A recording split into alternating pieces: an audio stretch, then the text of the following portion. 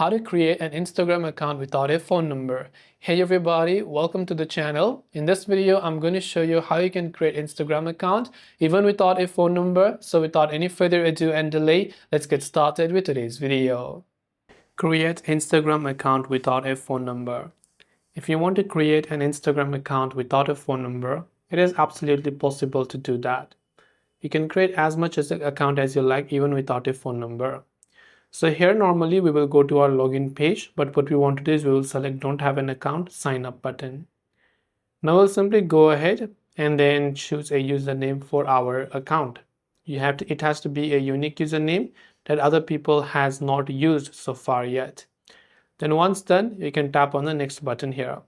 And all you have to do is to simply type in a password and tap on next, and voila, your Instagram account is successfully created even without an email or even without a phone number. But you must bear in mind that if you don't add phone number or email, if you sometimes in the future you have to recover your account, or maybe you forgot your password, then in that case it will be difficult because you have not added a phone number, but still you can use it if you're confident that you don't need them.